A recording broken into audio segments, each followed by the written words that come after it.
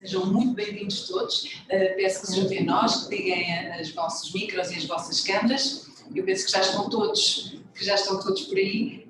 Eu ia começar por falar com o Eduardo Lopes e pedir-lhe que nos conte um pouco, partilhe um pouco connosco a experiência da Fundação Eugênio de Almeida, que é uma experiência muito consolidada e já com alguns anos nesta questão da gestão para a sustentabilidade, começando precisamente pela vinha, onde vocês fizeram um trabalho muito profundo para poder, no fundo, fazer aqui uma transição para uma viticultura mais ecológica, se assim podemos chamar. Eduardo, quer partilhar connosco algumas dessas práticas que implementaram nos últimos anos? Sim, claro. Antes de mais, boa tarde. Obrigado pelo convite que nos foi dirigido. Em relação àquilo que é a sustentabilidade e o tema que temos aqui hoje, na vinha, nós só para nos situarmos aqui, nós temos atualmente cerca de 700 hectares com que trabalhamos. Algumas das práticas têm vindo a ser implementadas não só como práticas já a olhar para o futuro, mas também como práticas que surgem de necessidades que têm vindo a surgir agora nos últimos anos, principalmente nestes últimos 10 anos. Essas necessidades prendem-se acima de tudo com a gestão dos recursos energéticos, naturais, principalmente com o tema da água. Atualmente, aquilo que nós estamos a fazer são utilizar algumas das ferramentas que são comumente designadas como as novas ferramentas da agricultura de precisão. São ferramentas que nos permitem ser mais eficientes, que nos permitem ser mais eficientes no uso então dos recursos naturais, dos recursos hídricos principalmente, mas ao mesmo tempo tornar-nos muito mais amigos do ambiente, ao mesmo tempo também mais eficientes a nível económico, ao serem práticas de low input, onde vamos utilizar menos pesticidas, menos fitofármacos, onde vamos tentar trabalhar de uma forma muito mais eficiente. Na agricultura, neste caso na viticultura, aquilo que nós estamos a fazer hoje, neste conjunto de ferramentas que temos disponível, o que estamos a fazer hoje passa não só por experiências que são desenvolvidas há mais de 20 anos, como também a utilização de algumas novas práticas que temos cá. Como exemplo, eu tinha aqui também, para ser mais fácil, precisava de vos mostrar já aqui algumas coisas que nós temos feito. Vai compartilhar a tela, é isso? Vou compartilhar, sim, só para vos mostrar aqui uma ou duas coisas que temos feito. Penso que estão a ver. Já estamos a ver, sim.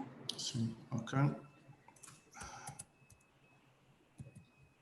Ok, então, a nível da tal gestão de recursos que eu vos falei, estas são os principais pontos de partida daquilo que é hoje a nossa viticultura, e são algumas das ferramentas que nós temos estado a utilizar e a desenvolver com alguns parceiros para tentarmos ser realmente mais eficazes, mais eficientes naquilo que é a viticultura.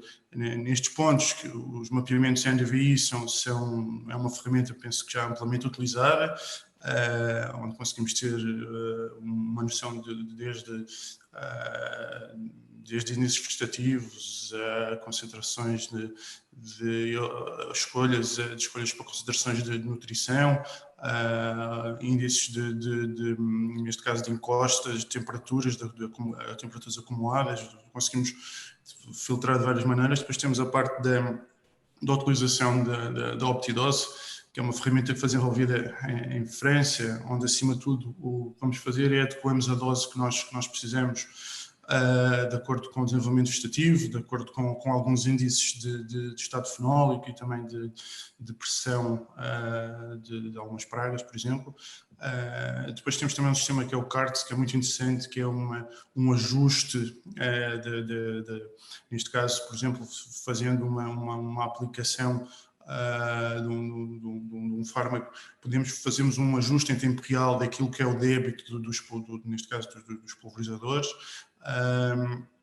E depois temos também aqui alguns equipamentos a nível também mais amigos do ambiente, a nível de degradação de efluentes agrícolas, com a utilização do fitobarro da Bayer, permite degradar de uma forma um bocadinho mais natural aquilo que são os efluentes gerados pelos fitofármacos. Depois temos o resto das outras análises que são feitas, são os levantamentos elétricos, os mapas de condutividade, competência estomática, stress hídrico, todas essas coisas que normalmente são feitas. Em termos de vinho, estas são talvez algumas dos pontos mais importantes que nós estamos a fazer relacionados com a agricultura de precisão e com as novas ferramentas. Nós, hoje em dia, temos também aqui uns pontos que penso que convergem com alguns produtores, nomeadamente com a pegada de carbono, onde temos uma medição dos vários vinhos, não só a nível de vinhos, mas também a nível dos azeites, onde temos já um número certo daquilo que é a nossa pegada de carbono, quer a nível de uma garrafa, quer a nível de um garrafão ou de uma garrafa de azeite. E estamos também há cerca de 3 anos a desenvolver também, não só a nível de pegada de carbono, mas a desenvolver também juntamente com alguns parceiros e com o ISA, também a pegada de azoto, neste caso com um grupo operacional, onde estamos a tentar fazer aqui um estudo acerca de uma produção com baixos níveis de azoto. Basicamente são estes os temas mais quentes que nós temos em mãos agora aqui a nível da viticultura. Já voltamos a falar, Duarte, porque queremos saber mais coisas também, depois como é que é na adega, não é? A nível do vinho. Queria chamar agora o Vasco Rosa Santos. Vasco, viva! Vasco, está por aí? Boa tarde. Olá, viva, como está? Bem-vindo. Vasco, queria perceber também aqui nesta primeira ronda de questões mais viradas para a vinha, quais são as práticas da Ravasqueira, e sei que são muitas na área desta viticultura mais sustentável, que estão a implementar ou que já implementaram. Bem, boa tarde também a todos.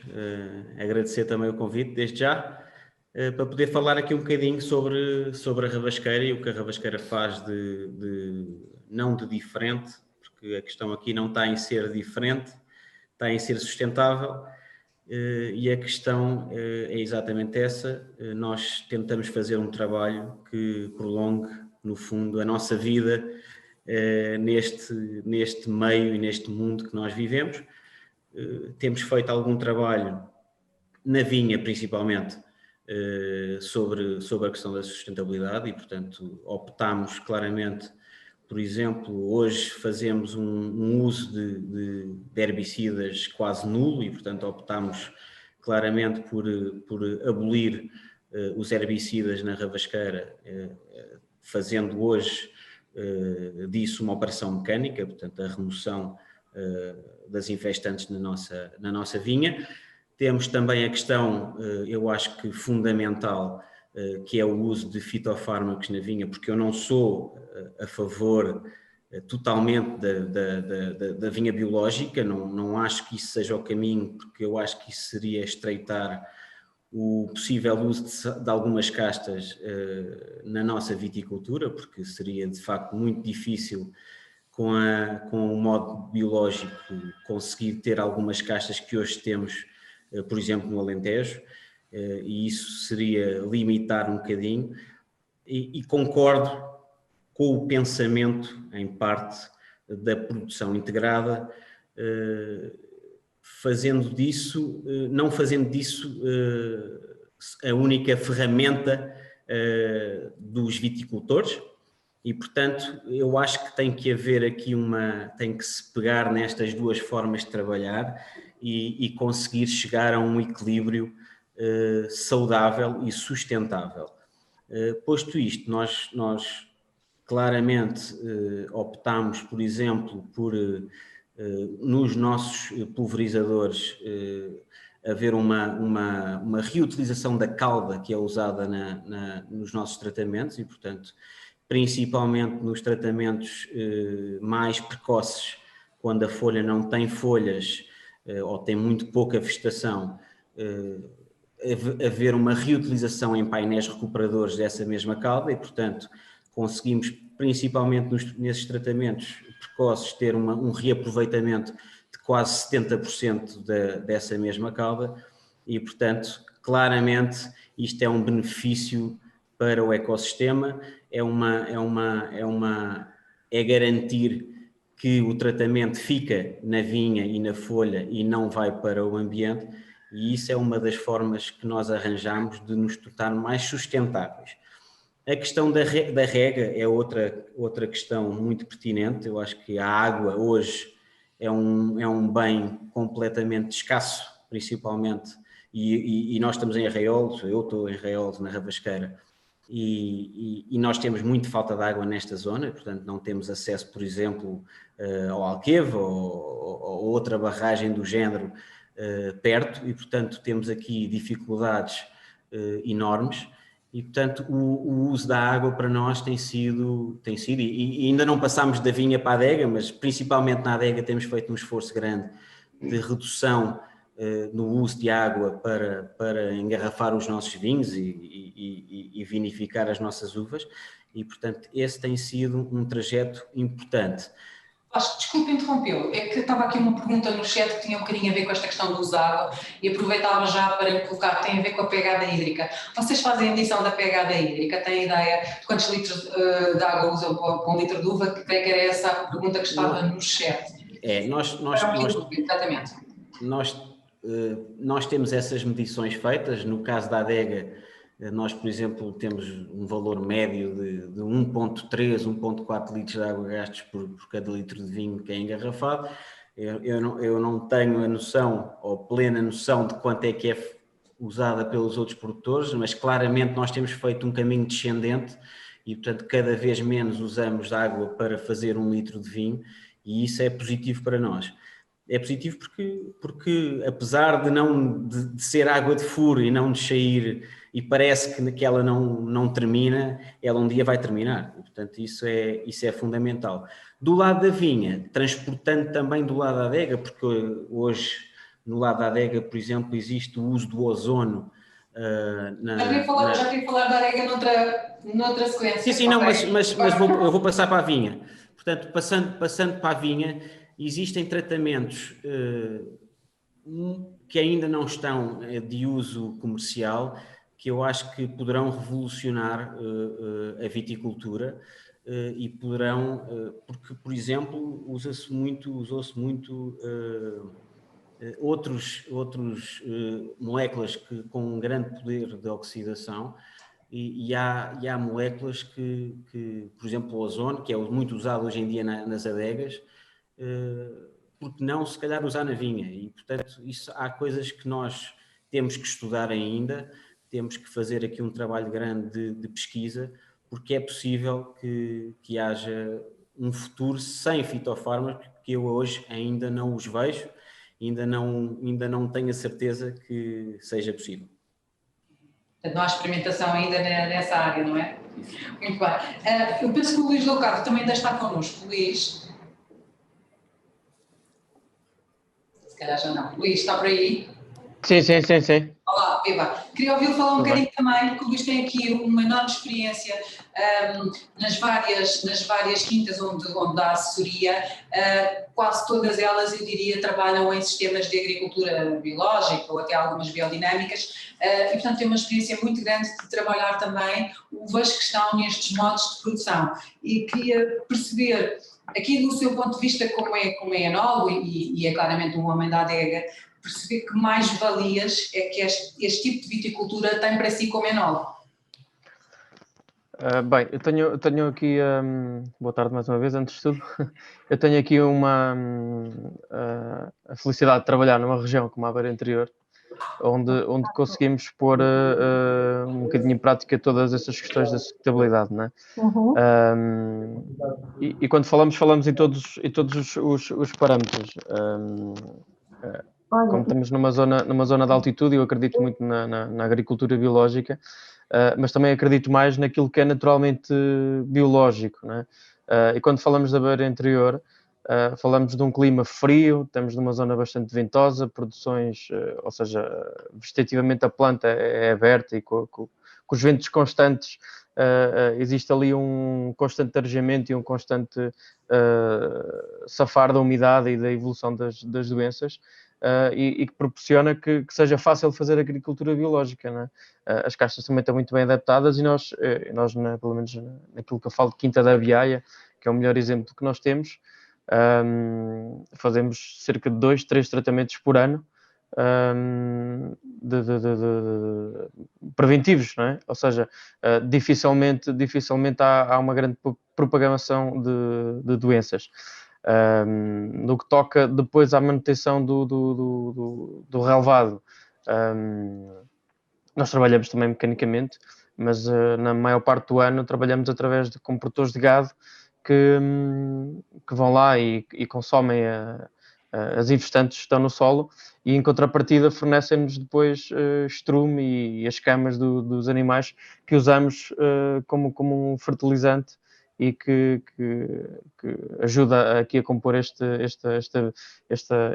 ecossistema, não é? Por assim dizer. Estamos a falar essencialmente de ovelhas e cabras, não é? Quando diz para Sim, gado. sim. Algumas vacas, mas as vacas normalmente usamos para terrenos que estão em pousio, não é? Pronto, muito bem. Já voltamos a falar. Depois quero perceber um bocadinho como é que isto depois se reflete na adega, não é? Ou seja, Claro. que características é que este tipo também de viticultura consegue transmitir. Quero falar agora com a Marta Mendonça. Marta, viva! Olá, Isabel, obrigada pelo convite. Bem-vinda. A Marta, no fundo, representa aqui um espectro alargado de empresas, que são todas elas também muito representativas, não só de produtores de vinhos, mas toda a fileira, não é? Portanto, uma série de empresas que representam a fileira.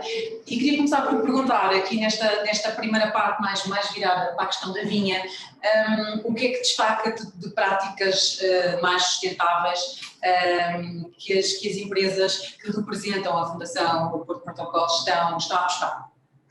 Antes de mais, é importante salvaguardar que eu não sou técnica e estou aqui no meio de toda uma linguagem que não é a minha, e por isso desde já salvaguardo esse ponto.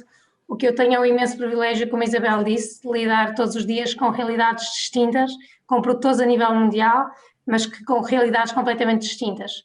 Agora, relativamente à pergunta que fez, e também, desde já, também fazendo uma outra salvaguarda, é que, obviamente, quando falamos de sustentabilidade, ainda que estejamos a falar da vinha, estamos sempre a falar de um conceito que é bastante holístico e que representa 3 pilares, que é não só o ambiental, que é aquele que nós nos estamos mais a focar, mas também o social e o económico, sendo que o social, estando nós a falar, no fundo, de qualquer região vitivinícola, mas também olhando para a portuguesa, tem um peso enorme.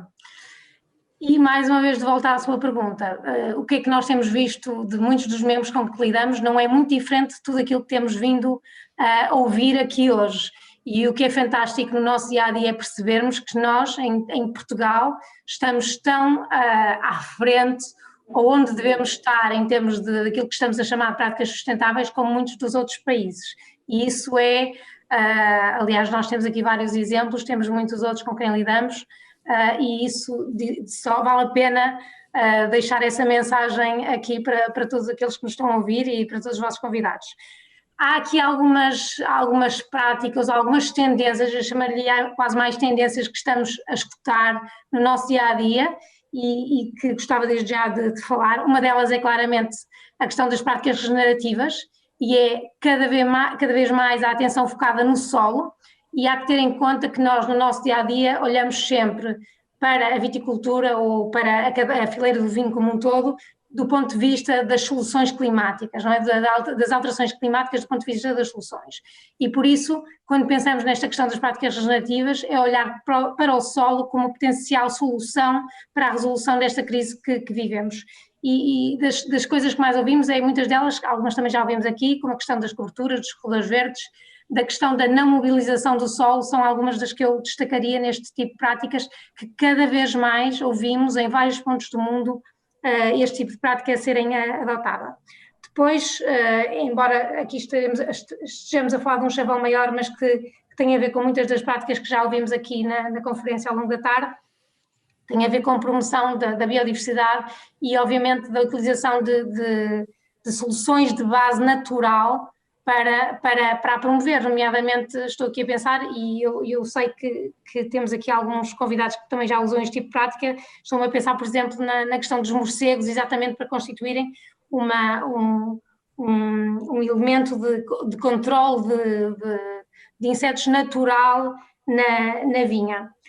Depois há a questão que também já aqui falámos, da questão de uma utilização inteligente, chamemos-lhe assim, de água, utilizando para isso vários efeitos.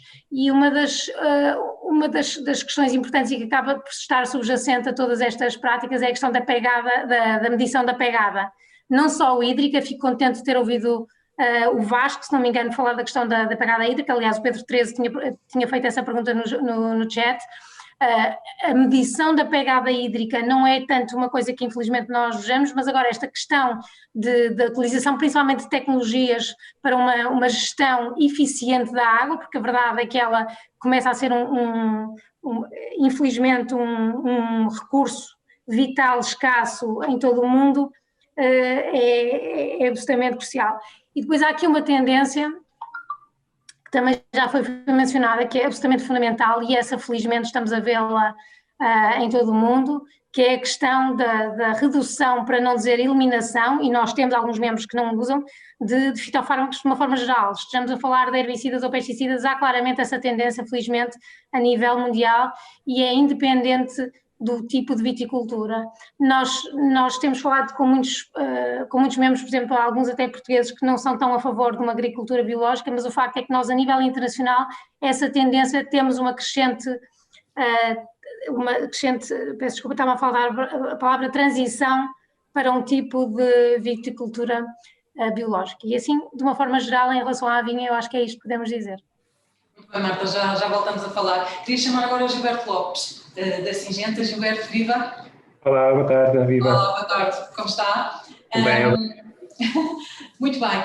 Gilberto, queria que nos falasse um bocadinho, no fundo, deste incentivo que a Singenta e deste trabalho que a Singenta está a fazer junto dos produtores, e aqui especificamente junto dos produtores de vinha, para trabalhar um bocadinho estas questões da sustentabilidade via promoção da biodiversidade.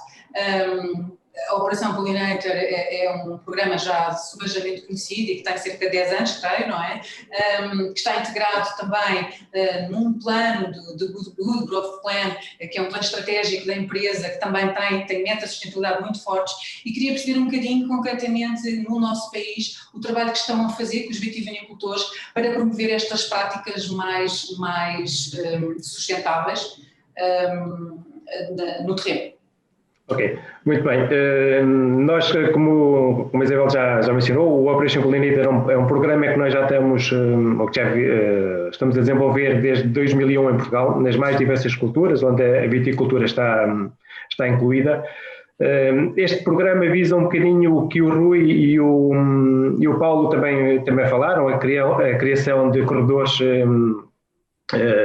biodiversos para conseguirmos preservar a fauna que temos nas nossas parcelas. Muitas vezes nós temos partes de terrenos incultos que estão ali marginais e que não temos ou que aplicamos um herbicida para controlar as infestantes que estão ali, ou que acabam por gerar mato ou outro tipo de infestantes que não são benéficas para a nossa cultura, e nós com este tipo de margens multifuncionais, com a Operation Pollinator, conseguimos criar ali uma faixa biodinâmica com a sementeira de algumas espécies que nos vão atrair os insetos benéficos para as nossas culturas.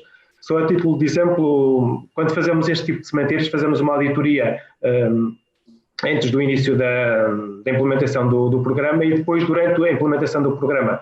Por exemplo, numa das explorações onde tivemos este projeto instalado, que foi na Companhia das Lusírias, quando fizemos a auditoria com o entomólogo que veio fazer a avaliação, conseguimos identificar 120 espécies de insetos presentes nessa faixa da Operation Pollinator, e desses 120, 40 acabam por ser insetos polinizadores. Por isso, muitas vezes, não temos bem essa noção da quantidade, da diversidade que nós temos nestas faixas e que podem gerar com formas simples de atuarmos, sem ser coisas muito complexas. É evidente que as misturas que nós utilizamos são misturas que foram testadas, que são com variedades autóctones e que são adaptadas ao nosso clima, porque quando isto começou o projeto, as sementes que nós tínhamos eram originárias de Inglaterra, mas depois conseguimos ter um fornecedor local que nos consegue fornecer as sementes em quantidades suficientes para nós diversificarmos também e multiplicarmos este projeto nas mais diversas culturas do país, incluindo a viticultura. Muito bem. Já volto a falar consigo, Gilberto, e acrescentar alguma coisa? Não, ia só acrescentar mais uma coisa.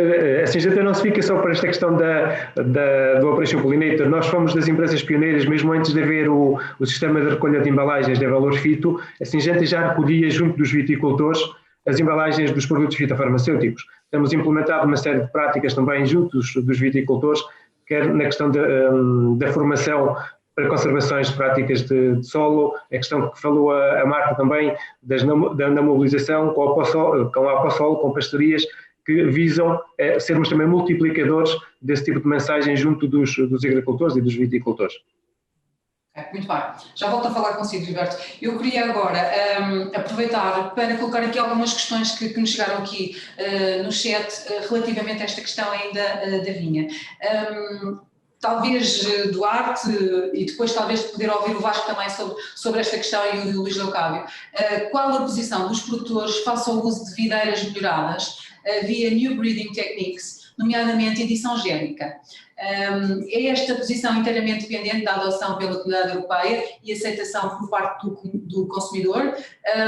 Algum de vós, Duarte, Vasco, quer fazer algum comentário sobre esta questão? Portanto, a utilização de videiras melhoradas, portanto, geneticamente melhoradas. Sim. Em relação à Fundação Engenheiro de Almeida, nós temos uma posição muito, como toda a Fundação, muito convencional, muito tradicional. Nós fazemos a nossa seleção massal e a maioria das nossas vinhas são enxertadas com varas que são nossas e de seleção feita em casa. Por isso, somos muito mais conservadores, não vamos aí.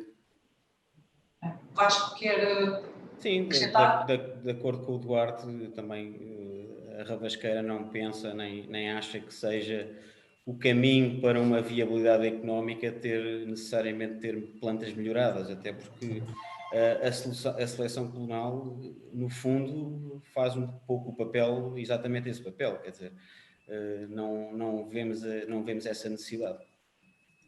Muito bem, Luís Leocádio, quer acrescentar algo? Luís? Sim, também reforçar essa questão. Eu presumo que alinho pelo mesmo diapasão, não é? Não... Sim, sem dúvida. Eu vinha reforçar toda a opinião dos meus dois colegas. Muito bem. Eu não vou colocar esta questão à Marta nem ao Gilberto. Era uma questão, de facto, muito dirigida para os produtores. Tenho aqui uma segunda questão que vos colocava também. Eu penso que esta questão foi colocada na sequência do que estavam a falar das práticas mais sustentáveis na vinha. Como é que reagem ao excesso de pluviosidade? Luís, aproveitando que tem o micro ligado, como é que reage ao excesso de pluviosidade? Eu normalmente fico contente quando chove. Não sei como é que eu consigo. Bem, também isso é uma das vantagens também um bocadinho da zona onde trabalho, da beira interior. Estamos a falar que é uma zona que tem uma média de pluviosidade bastante baixa. Aliás, há alguns gráficos que mostram que é das zonas do país onde menos chove. Na prática, o único problema que eu vejo na água é normalmente no trabalho de campo, porque temos solos bastante argilo-limosos e existe ali bastante retenção da água e mecanicamente depois fica difícil trabalhar os solos. Em termos na vinha em si, no consumo da água pela planta, não tem tido nenhum tipo de problema com excesso de chuva, porque realmente ele não acontece.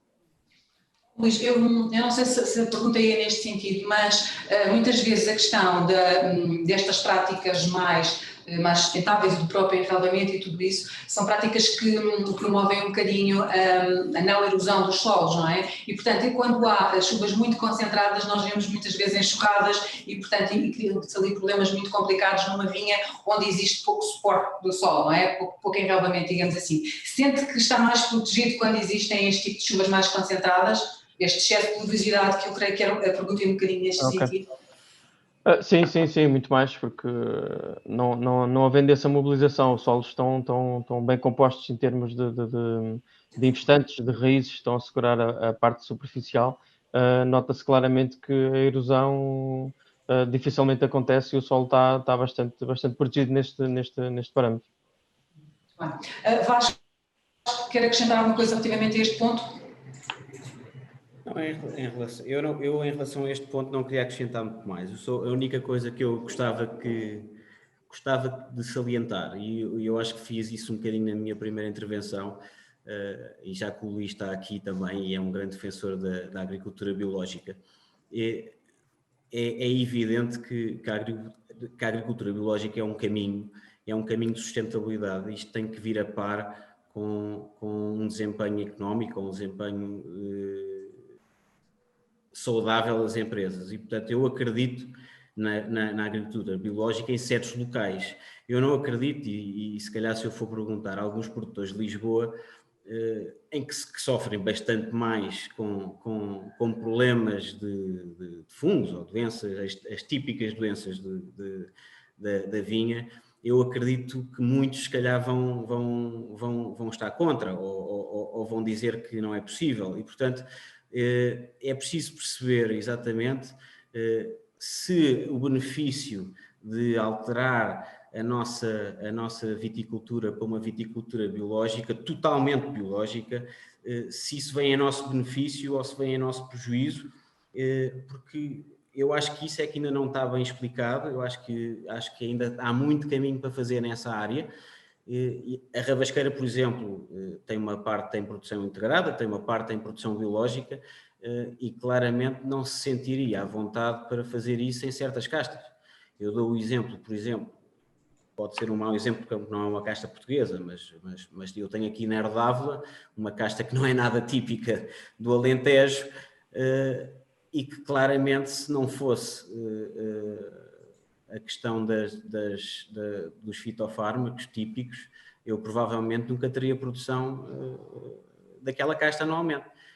Isto é uma experiência, isto é válido para algumas castas portuguesas, portanto não é uma questão, é uma questão de adaptação, mas as castas que estão plantadas em Portugal, muitas delas não foi por carolice, e portanto é preciso perceber se a agricultura biológica serve para tudo, e isso é preciso perceber, versus a pegada de carbono que a agricultura biológica também tem, e portanto é preciso perceber se de facto há uma pegada menor versus uma produção integrada. E quando eu digo integrada, é realmente integrada, não quer dizer que posso juntar uma vertente biológica e uma vertente de produção integrada. Portanto, eu não excluo, ao dizer que estou em proteção integrada ou produção integrada agora, eu não posso excluir atuar de um modo biológico.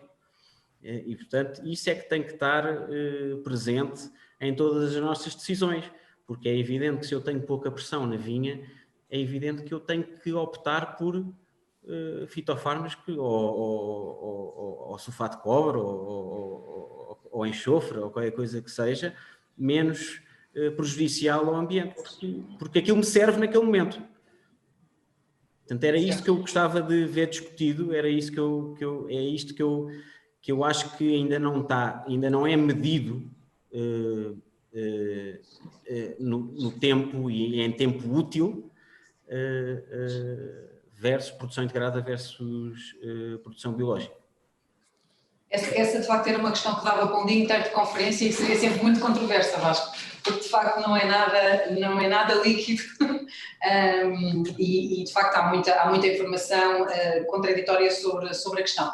A Alexandra Mendes esclareceu-nos aqui no chat que aquela questão há pouco do excesso de pelosidade tinha a ver e no sentido da boa sanidade das uvas. Duarte, quer acrescentar alguma coisa relativamente aqui a esta questão? Sim, eu já tinha reparado. Acho que a resposta que eu vou dar vai um bocadinho ao encontro daquilo que o Vasco estava a perguntar, tentar responder de alguma forma com a experiência que nós temos. Eu não falei muito na agricultura biológica, mas já percebi que foi misturada a agricultura biológica com sustentabilidade, que não me parece que uma precise da outra, mas muito bem. Nós trabalhamos em modo convencional e em modo de agricultura biológica, se bem que temos agricultura biológica há mais de 15 anos aqui na Fundação, nas vinhas aqui junto a Évora, e na realidade há realmente um tempo de adaptação, não são os 3 anos de conversão para termos o certificado biológico, mas há um tempo de adaptação da vinha a uma não existência da pressão química, podemos dizer isto desta forma. E esse tempo de adaptação, temos uma vinha, é natural que quando tiramos o acelerador da pressão química, tudo o que existe lá de pragas esteja à vontade, e então é mais complicado. Então sim, nos primeiros anos, podemos ter um aumento de pressão, neste caso da pegada de carbono, literalmente de carbono dos escapes dos tratores, que será esse o grande aumento do número de intervenções que temos que fazer, mas com o passar do tempo consegue-se encontrar aqui algum equilíbrio a nível de ecossistema. É isso que nós temos vindo a perceber. Da mesma forma, como fazendo já aqui uma ligação à adega, conseguimos ter uma melhoria. Há sempre alguma perda de produtividade, penso que é um dos temas que muitos dos produtores têm como ponto negativo da agricultura biológica. Para nós não é esse, não é talvez o tema principal, mas realmente no início há uma diferença na produtividade e na qualidade do que é produzido, e essa diferença, talvez um bocadinho inferior, passado algum tempo, começa a recuperar. E hoje em dia é claro para nós o benefício das uvas que são produzidas em modo de produção biológica, com características qualitativas claramente superiores, tintas e brancas. Então, essa pressão realmente pode ser complicada no início, mas realmente aquilo que nós temos são estes resultados e são satisfatórios. Agora, a pluviosidade no Alentejo, numa região onde não chove, onde ainda há bocado o Rui apresentou um gráfico com 100 e tal milímetros até maio, salvo erro, onde nós temos 400 ou 600 anualmente, onde não chove, quando temos um ano como foi 2019, onde tínhamos temperaturas mínimas, raramente desceram abaixo dos 20, onde tínhamos temperaturas médias do ar durante o dia altas, quer dizer, nós tínhamos uma estufa no Alentejo este ano, então, claro, se é normal não termos muita chuva, não temos grandes problemas com mildios e oídios. Se temos um ano destes, onde temos um clima quase de estufa, com chuvas, com vinhas completamente carregadas de água, de orvalho de manhã, e temperaturas muito, muito elevadas, temos um ano como este ano, onde a incidência de mildio e oídio foi gigante, e independentemente de ser de modo de produção convencional ou biológico, não há volta a dar, os prejuízos foram claros, e para nós na questão da pluviosidade é essa. Bem, obrigada Eduardo. Gilberto, tenho aqui 2 perguntas no chat para si e se calhar aproveitava para colocá-las. A primeira tem a ver com o papel hidrossensível. Para quando a massificação do papel hidrossensível da Syngenta pelos produtores, verifico que poucos utilizam, será pela pouca disponibilidade? É uma primeira questão. A segunda questão tem a ver com quem é o fornecedor das sementes das variedades autóctones da Syngenta para colocação nas faixas biodinâmicas. Mas já pela última, o nosso fornecedor é a Fertiprato, com o qual temos um protocolo de colaboração e que é o nosso fornecedor e que nos consegue garantir que tenhamos quantidade suficiente de sementes para disponibilizar para os agricultores. Porque podíamos ter outras espécies, só que foi aquela abordagem que foi feita há pouco pelo Paulo. Há algumas espécies que são interessantes, mas depois nós conseguimos ter em quantidade suficiente para multiplicarmos pelos agricultores e nós estamos a fazer um serviço como pretendíamos. E dessa forma as dispomos na nossa mistura são facilmente acessíveis através da Fertiprato, no pacote de colaboração que nós temos com eles. Relativamente à questão do papel hidrossensível, nós fomos das empresas, ou a primeira empresa se calhar no mercado a introduzir esse tipo de papel. O papel hidrossensível serve para nós vermos a qualidade da pulverização das caldas em campo. Nós conseguimos aceder e conseguimos fornecer muito do papel hidrossensível que é utilizado em Portugal. A questão é que o papel hidrossensível tem uma questão também por custo. E nós depois de abrirmos aquilo, vem em saquetas de 50 unidades, nós depois de abrirmos uma saqueta praticamente temos que a utilizar. Com a própria umidade, o papel começa a mudar de cor, e quando o vamos colocar na nossa vinha para ver a qualidade de pulverização, muitas vezes esses papéis já estão inutilizados. Mas conseguimos ter alguma disponibilidade, e há outros fornecedores também no mercado. Estou-me a lembrar da Stagrip, por exemplo, que é uma empresa fornecedora de equipamentos de pulverização, e que vende esse tipo de papel em formas diferentes do que o que nós estávamos ou que temos no mercado. Bem, obrigada. Não sei se me permite só um pequeno à parte. Estamos a falar aqui da questão da produção biológica, da agricultura biológica. Eu vou um bocadinho ao encontro do que o Vasco e o Duarte também estavam a dizer. Nós, em agricultura biológica, também utilizamos produtos fitofarmacêuticos. O cobre, o enxofre, os bacilos thuringiensis ou outros produtos que estão autorizados em agricultura biológica são considerados produtos fitofarmacêuticos. Não podemos ter a ilusão é que em agricultura biológica não se utiliza qualquer tipo de produto. E muitas vezes existe essa noção nas pessoas que a agricultura biológica não leva qualquer tipo de produto fitofarmacêutico. Levam, que estão autorizados e registados para essas finalidades e para esse modo de produção. Foi só uma parte. Peço desculpa. Muito bem. Obrigada, Gilberto. Eu queria regressar agora à Marta Mendonça. Há pouco estávamos aqui muito focados nas questões da vinha, e eu agora ia pedir-lhe o seu testemunho sobre estas práticas, mas agora um bocadinho na adega, não é? Portanto, na questão mais do vinho, aqui neste universo de empresas que representa. Ainda um parênteses, Isabela, em relação à parte da vinha, e uma das coisas que estávamos a ouvir, uma das tendências interessantes com que nos deparamos, a nível, talvez mais a nível, por exemplo, de alguns países do Norte da Europa, e embora nós sejamos um país que tenha a sorte de ter uma imensidão de castas, um dos conceitos que nos deparámos foi as castas PV. Não sei se alguns dos convidados e da audiência já se deparou com este conceito, mas são exatamente castas resistentes a determinado tipo de doenças, e por isso lançou o repto de pelo menos ficarem a conhecer e conhecerem que não são geneticamente modificadas. Foi a nossa primeira percepção.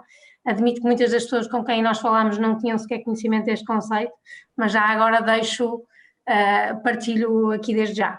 Agora, relativamente à questão que me colocou de práticas na adega, obviamente que alguns dos conceitos continuam a aplicar-se quando falamos da adega. Obviamente a questão da gestão da água continua a manter-se, mas de algumas das coisas mais interessantes que temos visto, e que também mais uma vez já conseguimos encontrar em Portugal, é, por exemplo, adegas com certificação LEED, e aqui temos, por exemplo, em Portugal em breve vamos ter uma que é a certificação LEED Ouro, que do ponto de vista da autossustentabilidade são realmente edifícios fantásticos, a utilização de coberturas verdes, por exemplo, no topo das adegas. Aqui mais uma vez também encontramos também em território nacional, mas é uma coisa que temos visto também em vários países, o que permite, por um lado, excelentes poupanças em termos de consumo energéticos, e obviamente também estamos a falar do aumento da área verde nas propriedades ou nas áreas,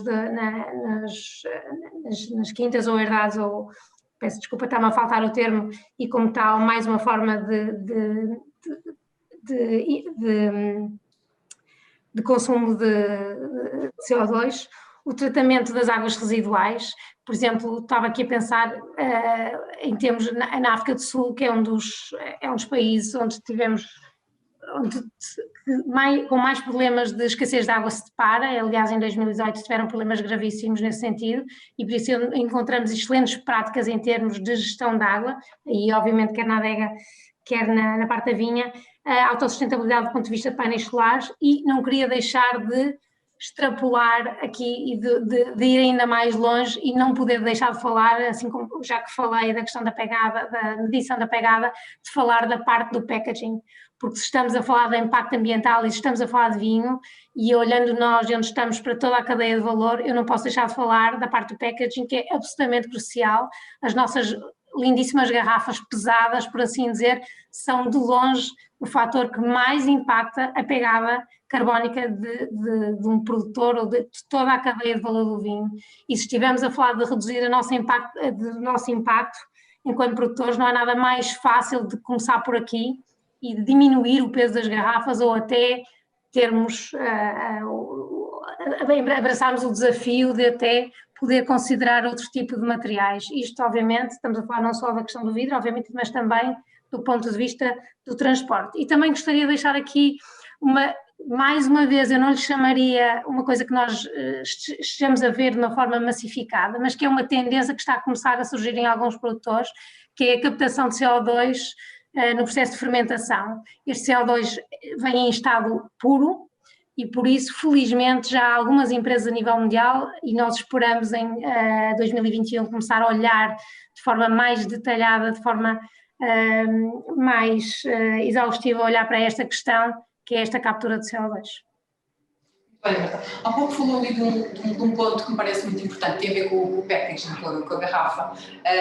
De facto é aí onde pesa muito, a pegada de carbono do vinho tem um peso enorme nessa fase.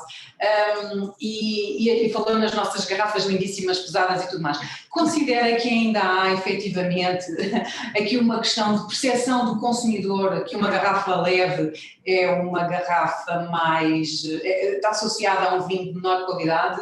Isto é um preconceito do consumidor ou é um preconceito do produtor? Da sua experiência, porque como é uma pessoa que também vem do marketing, gostava de ouvir falar, porque de facto é uma questão fulcral nesta questão da pegada e que vemos que as empresas estão até podendo poupar financeiramente com isso, com um vidro mais leve, mas que estão ainda muito resistentes nesta parte do packaging por causa desta percepção que se tem. Uma garrafa mais leve está associada a um vinho barato.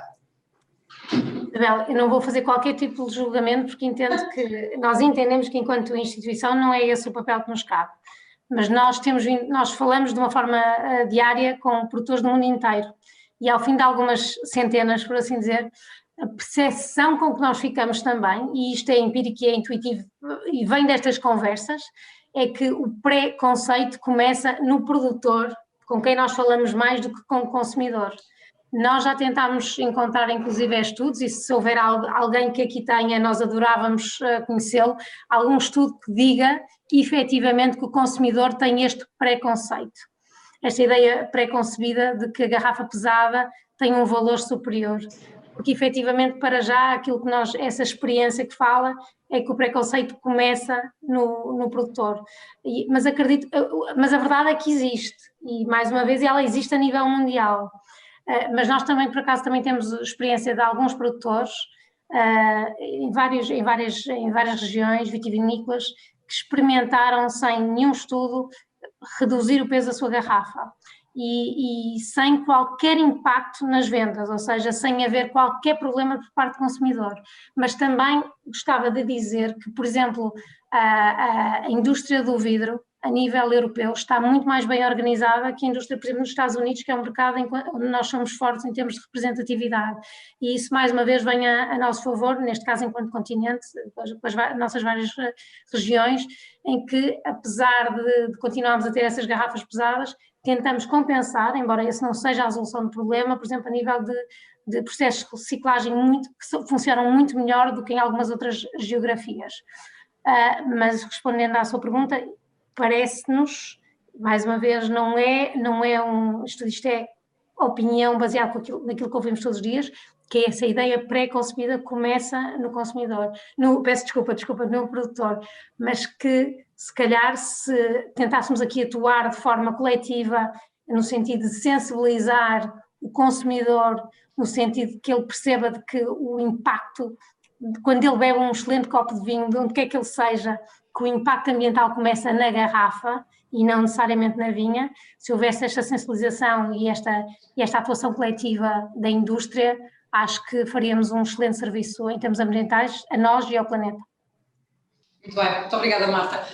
Luís Leocádio, há pouco estava a falar de práticas de sustentabilidade na vinha. Eu gostava de ouvir agora o que é que na adega beneficia destas práticas na vinha. Portanto, que tipo de vinhos, que tipo de qualidades é que o vinho pode aportar pelo facto de ter uma viticultura biológica, no caso dos vinhos de trabalho? Tendo então uma boa viticultura e uvaçãs, aquilo que nós temos separado, pessoalmente pelo terroir dos vinhos dali da beira interior, é que na prática os vinhos são muito mais autênticos, ou seja, como existe ali um potencial redox, é bastante importante para que a preservação aromática mais limpa, mais pura dos vinhos se mantenha, e mesmo em termos de conservação, quando nós temos uma boa acidez, temos ali um potencial antioxidante muito grande, estamos a falar de uma zona de clima frio, pós-vindima é uma zona bastante fria, o que faz com que os vinhos, através deste potencial que falávamos e da temperatura, estejam bastante conservados. A título de exemplo, eu só tenho necessidade de colocar sulfuroso nos vinhos do pós-vindima em meados de junho, maio, junho, ou seja, logo aí temos uma vantagem muito grande, especialmente os brancos que são engarrafados mais cedo, só levam sulfuroso no momento do enchimento, não é? Isso é um fator bastante importante, porque conseguimos ter vinhos com doses sulfuroso muito mais baixas e assim também mais aptos a um determinado tipo de consumo e até o estabelecimento das regras da agricultura biológica. E aquilo que nós temos notado é que as uvas chegam também pela quantidade, pela produção, que é muito mais baixa, mas tem um caráter bastante vincado, e isso é reconhecido nos vinhos da zona, que se lhe é conhecido este lado mais puro e mais autêntico das castas, um perfil aromático um bocadinho diferente do tipo que nós conhecemos do comportamento das castas, como a Touriga Nacional, da Roriz, né? Com aromas mais selvagens, ditos assim, e pensamos que este é um fator bastante importante.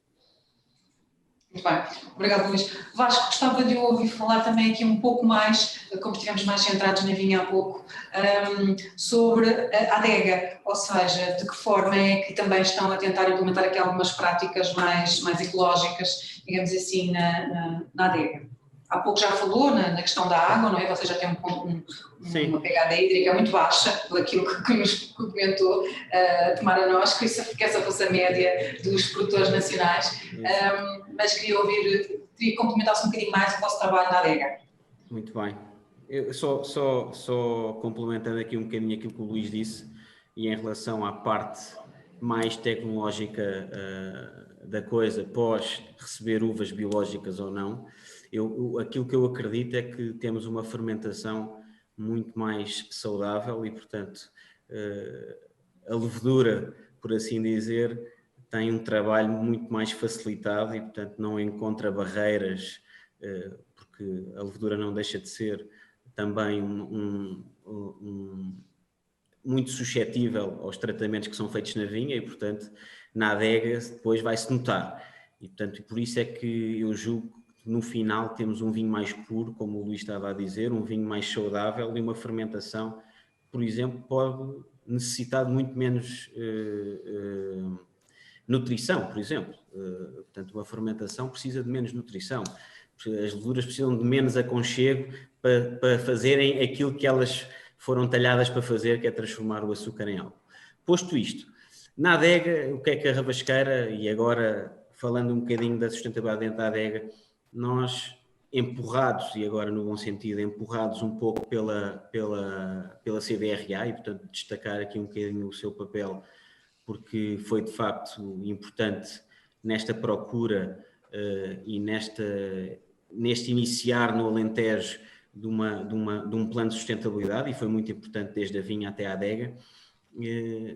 Nós inseridos nesse plano de sustentabilidade, obrigámos-nos a tomar uma série de medidas para, num sistema de pontuação, conseguirmos fazer parte das adegas num estado mais avançado do plano de sustentabilidade. E, portanto, por exemplo, fizemos um investimento grande a trocar pode parecer pouco, mas trocámos toda a nossa iluminação, que era da halogéneo, e trocámos por lâmpadas LED. Foi um investimento grande na altura, mas que claramente fazia todo o sentido, porque a tecnologia está estudada, está mais que provada, faz o seu papel, temos menos consumo de eletricidade e temos exatamente a mesma luz dentro da adega para poder trabalhar. Do lado, por exemplo, não falando do vidro, mas falando, por exemplo, do papel de suporte dos rótulos, que é um tema importante, porque os rotos têm que ter um papel de suporte para estarem numa bobina e, portanto, esse papel normalmente não é reciclável e nós alteramos e estamos a alterar, portanto, porque isto não é fácil, porque isto vem do produtor de papel, que depois passa para as gráficas, etc. e tal, portanto, isto é um percurso até a nós e nós somos no final, somos o fim da linha e, portanto, optámos por mudar para um papel PET que é reciclável, que cria menor volume dentro da adega e, portanto, uma melhor gestão desse ponto de vista. Do ponto de vista da água, é exatamente isso, é medir. E eu acho que enquanto não se souber medir, nós não vamos conseguir ir a lado nenhum. E, portanto, qualquer coisa que não seja mensurável ou não seja possível medir, nós nunca vamos conseguir atuar. E, portanto, aí eu acho que é isso que nos falta, eu falo por mim, Rabasqueira, é isso que nos falta para perceber exatamente onde é que temos de atuar para diminuir a nossa pegada, melhorar a sustentabilidade do nosso planeta, do nosso ecossistema. Isso é que nós temos de nos focar e eu acho que aí sim há muito trabalho por fazer, porque as adegas estão talhadas para produzir, colocar o vinho dentro de uma garrafa e pôr uma rolha, não estão talhadas para medir a sua pegada de carbono, ok? E portanto isso não deixa de ser um custo que eu acho que tem benefício e portanto, mas se calhar tem que ser uma ajuda externa e não tem que partir exatamente, cada adega tem que ter uma pessoa a medir a pegada de carbono, não é isso que eu estou a dizer, eu acho que não é isso que nós queremos é saber como fazer, isso é fundamental. Muito bem, muito obrigada, Vasco. Queria agora passar ao Duarte, só para terminar aqui esta questão das práticas na adega. Okay. Duarte. Sim, a adega tem sido, pela nossa configuração da adega e pela nossa forma de produzir, nós trabalhamos quase tudo com uva vindimada à mão, trabalhamos por gravidade, não utilizamos bombas para movimentar a uva, com aqueles depósitos móveis que circulam com as gruas, por termos cerca de mais de 50 castas, nós temos um consumo de água gigantesco dentro da adega. Isto na nossa adega, que foi a primeira adega construída em 2007, já após a adega mais tradicional da Cartucha. Isto levantou um grande problema, desde que começámos a ter graves problemas de fornecimento de água. Nós tínhamos 5, 6 furos, essas captações alimentavam-nos com 10, 12 metros cúbicos de água por hora. Hoje os mesmos furos dão 1/3, dão 3, 4, 5 metros cúbicos por hora. Temos 5, 6, 2 ou 3 já estão a ficar colmatados e não temos água. E então tivemos de tomar medidas de forma imediata e em 2016 construímos uma segunda adega, uma unidade de produção no extremo oposto da primeira, onde trabalhamos de uma forma muito mais automatizada, com consumos de água e de energia muito mais eficientes. Hoje, esse foi o ponto de partida. Hoje adotamos uma série de práticas que fazem com que consigamos reduzir bastante aquilo que é o nosso consumo. Posso dizer que nós há 5, 6 anos tínhamos um consumo de água na casa dos 15, 16 mil metros cúbicos por ano. Duplicámos não, mas passámos de mais de 70% da produção de uva e posso dizer que baixámos para 12,5 mil metros cúbicos de água por ano de consumo na adega. Então quase que duplicámos a produção a nível de vinho, mas reduzimos bastante e é uma tendência que temos. Isso tem a ver com algumas práticas que fomos adotando, desde a adoção de alguns equipamentos mais verdes, neste caso com menor consumo de água, menor consumo energético, algumas soluções dentro da adega. Posso-vos dar um exemplo muito interessante nós tínhamos um consumo muito, muito grande na higienização de depósitos. Então o que é que nós fizemos? Nós fizemos uma aquisição de um equipamento de lavagem com um custo de cerca de 10 mil euros, uma bomba de alta pressão, com um torniquete de lavagem de alta pressão, e posso dizer que em 2 anos passámos de um consumo de cerca de 50 mil euros de produtos enológicos para 30, 35 mil euros de produtos enológicos, ok? Com um aumento de produção, claro, a nível de vinificação em adega. Depois, além disso, estamos também a adotar algumas práticas de reutilização da água em loop, como se gosta de ouvir, desde a linha de engarrafamento até a etar. Na linha conseguimos ter um reaproveitamento da água do enxaguamento das garrafas, uma linha com facilidade produz, depende do débito da linha de enchimento, mas pode produzir pelo menos 200 litros por hora de água só no enxaguamento das garrafas, sem contar com as lavagens. Fizemos uma otimização dos turnos, basicamente deixámos de trabalhar só 8 horas e lavar antes e após, trabalhamos em contínuo durante muito mais tempo. Isso faz-nos poupar dinheiro nos consumíveis, faz-nos poupar naquilo que são as operações também de vinho, de arranques, de paragens, de trasfegas e acima de tudo torna-nos muito mais eficientes em tudo, nomeadamente nos consumos de água, como estava a falar. Na adega existe um problema muito grande neste setor. Como as adegas, a produção, é uma área muito sazonal. Posso dizer que nós trabalhamos com cerca de 7 pessoas, durante 7, 8 pessoas só na parte da produção. Na vindima este número passa para cerca de 40, 50 pessoas. E logo numa época de pico de consumo. E isso quer dizer com que nós temos as nossas equipas que estão devidamente formatadas e sensibilizadas para os problemas do consumo e de como lavar um chão, como lavar uma prensa, como lavar um depósito, mas depois recebemos 40 pessoas que não estão sensíveis a quase nada. E então aí temos de fazer uma formação muito, muito intensiva, tem que haver uma pressão grande e é um dos pontos críticos que nós nos apercebemos já neste objetivo das reduções de consumo da água. O método e a forma de vinificação é talvez o ponto mais importante. Uma adega que trabalha com muitas castas, muita segregação, com muita vindima manual, tem um consumo, jamais irá chegar a valores tão baixos como aqueles como há bocado o Vasco falou. Uma adega que trabalha de outra forma, um bocadinho mais automatizada e consegue chegar a valores um bocadinho mais baixos. Eu gostava de partilhar convosco até um gráfico da nossa evolução. Eu penso que não vou ocupar muito tempo, só para perceberem mais ou menos aquilo que eu estou a falar. Só para terem uma ideia, nós fazemos auditorias de consumo energético, fazemos depois consumos desagregados de acordo com o que é as várias áreas de consumo de energia. Hoje fazemos consumo energético, consumo de azoto, consumo de ar comprimido, tudo o que são basicamente os pontos de consumo dentro da adega. O consumo desagregado foi muito importante para perceber onde é que era o maior consumo. As lâmpadas LED, que também já se falou, realmente são muito importantes. A refrigeração acaba por ocupar o grosso. O consumo de água, vou-vos dar aqui praticamente dos últimos 10 anos.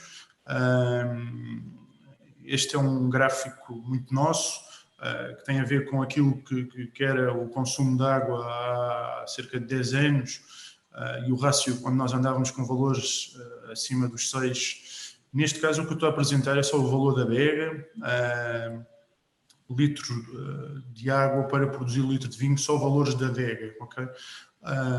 Hoje estamos com um rácio inferior a 4, o nosso objetivo é vir um bocadinho abaixo dos 3, torna-se difícil com as dificuldades de vinificação que eu vos falei, da forma como nós trabalhamos. Hoje em dia, com a nossa adega nova, conseguimos, o ano passado, atingir um valor extraordinário e conseguimos ter um rácio de 0,8 de vinificação, só para vinificação, estamos a falar quase 3 milhões de quilos, conseguimos obter este rácio. É um bocadinho o caminho.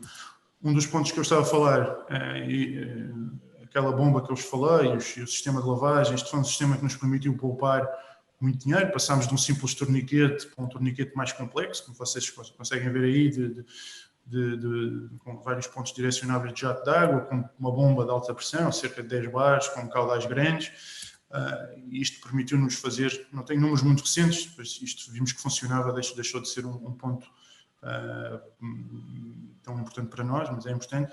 Aquilo que eu vos falei, a redução drástica dos valores de produção e de produção, desculpem, de gastos em produtos de higienização na adega.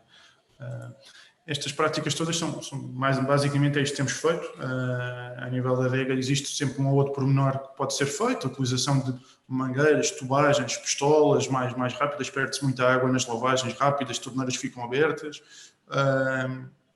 e acaba por ser mais ou menos isto. Acho que é um pequeno resumo. Eu não vos falei da parte da autossuficiência, mas nós temos cerca de 4 quintas, como dizem os americanos, de painéis solares. Nós somos autossuficientes a nível energético todo o ano, excepto de Vindima. Em Vindima precisamos de uma potência muito grande para toda a parte de refrigeração, principalmente para as fermentações, e é impensável. Mas fora isso, somos autossuficientes em produção. Percorremos também um caminho muito interessante no nível de otimização da energia e a introdução de baterias de condensadores para a anulação da energia reativa, que também foi muito importante, numa forma de termos uma melhor energia e otimizar a energia dentro da adega. E tem sido mais ou menos este o nosso caminho. Aqui penso que foram é um caminho grande e muito rico, não é? Tem uma série de práticas, estávamos aqui mais umas horas a esmiuçar tudo isto, não é? Mas de facto, parabéns, que é um trabalho incrível e muito sustentável, muito robusto. Eu só para terminar, queria só voltar a chamar o professor Roberto Lopes para deixar aqui uma última mensagem, talvez, de incentivo a estes novos produtores para de facto continuar a trabalhar nestes programas de sustentabilidade e nestas práticas de sustentabilidade, Gilberto. É aqui só ressalvar que uma agricultura sustentável também tem que ser uma agricultura economicamente viável e é compatível nós com estas medidas de sustentabilidade, com a Operation Pollinator, com a Overcrops, com outras medidas de sustentabilidade. É possível nós termos as duas coisas, aliarmos as duas coisas e chegarmos com um produto final cada vez mais sustentável. E é de louvar, por exemplo, esta certificação que agora foi feita pela CBR Alentejo, da certificação das vinhas e das adegas, é uma ação que acho que deve ser replicada por outras CBRs também, de forma a termos os nossos produtos certificados e que seja uma mais-valia em termos de mercado. Muito bem, fica a mensagem final, Gilberto. Quero agradecer a todos a vossa presença e a vossa disponibilidade para estarem aqui.